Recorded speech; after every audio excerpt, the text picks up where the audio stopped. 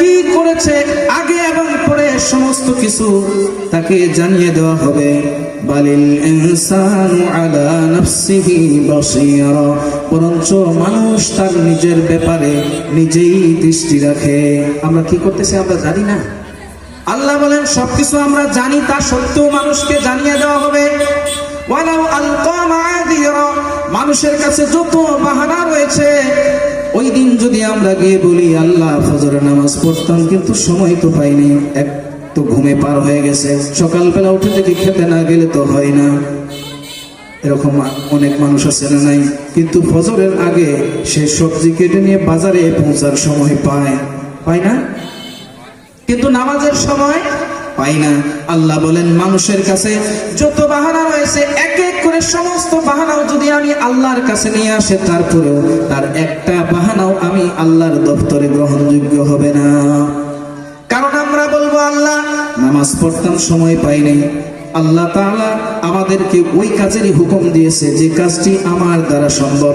আল্লাহ তাআলা বলেন লা ইউকাল্লিফুল্লাহু নাফসান ইল্লা উসআহা, মানুষের দ্বারা যে কাজ করা সম্ভব সেই কাজেরই মানুষকে হুকুম দেওয়া হয়েছে। এখন যদি আমরা গিয়ে বলি সন্তানের মহব্বতে সন্তান এইদিকে স্কুলে রেখে আসা লাগে, দুপুরের সময় স্কুল থেকে আনা লাগে, যার জন্য নামাজের সময় পাইনি, আল্লাহ মানবো কি? মানবো? আল্লাহ বলতেছেন ওয়ালাউ আলকা মাআযিরা, মানুষের কাছে যত বাহানা রয়েছে এক এক করে সমস্ত বাহানাও যদি আমি আল্লাহর দপ্তরে নিয়ে আসে, তারপরেও তার একটা বাহানাও গ্রহণযোগ্য হবে না।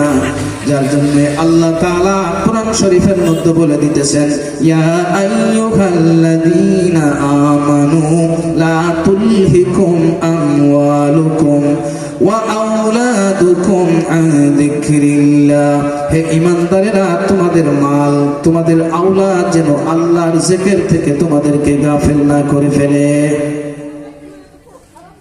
বেশি সংখ্যক মানুষ নামাজ ছাড়া তার মাল বা তার সন্তান এটাই করে, তাই না? আল্লাহ বলতেছেন হে ঈমানদারেরা তোমাদেরকে তোমাদের মাল এবং তোমাদের সন্তান যেন তোমাদের আল্লাহর জিকির থেকে গাফিল না করে দেয়। ওয়া মান ইয়াফআল যালিকা ফাউলাইকা হুমুল খাসিরুন, যে ব্যক্তিকে তার মাল তার সন্তান গাফিল করে দিল আল্লাহর জিকির থেকে, আল্লাহ তাআলা বলেন সেই ব্যক্তি হয়েছে ক্ষতিগ্রস্ত, ক্ষতিগ্রস্তদের অন্তর্ভুক্ত, মানে ক্ষতির ভিতরে আছে।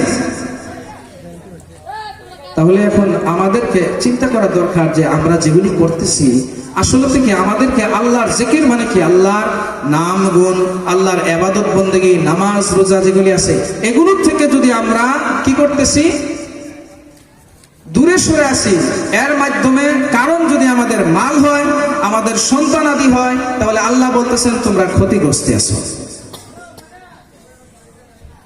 আল্লাহ তাআলা বলেন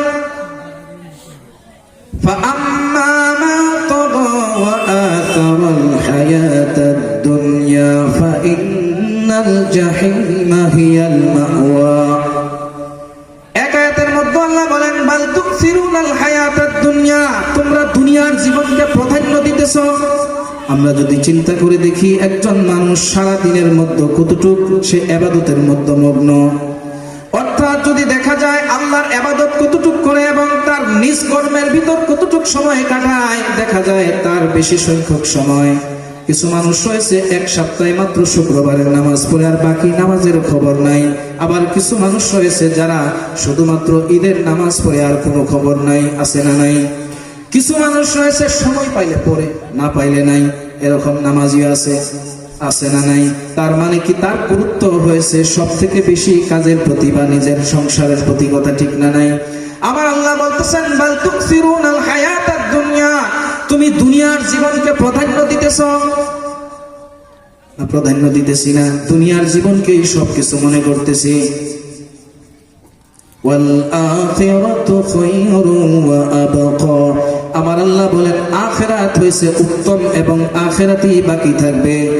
যার জন্য আরেক আয়াতের মধ্যে আল্লাহ বলতেছেন ফাআম্মা মান তাগা ওয়া আথারাল হায়াতাদ দুনিয়া, যে ব্যক্তি নাকি সীমা লঙ্ঘন করলো এবং দুনিয়ার জীবনকে প্রাধান্য দিল, আমার আল্লাহ বলতেছেন ফাইন্নাল জাহিমা হিয়াল মাওয়া, জাহান্নাম সেই ব্যক্তিরই ঠিকানা। বলেন নাউজুবিল্লাহ।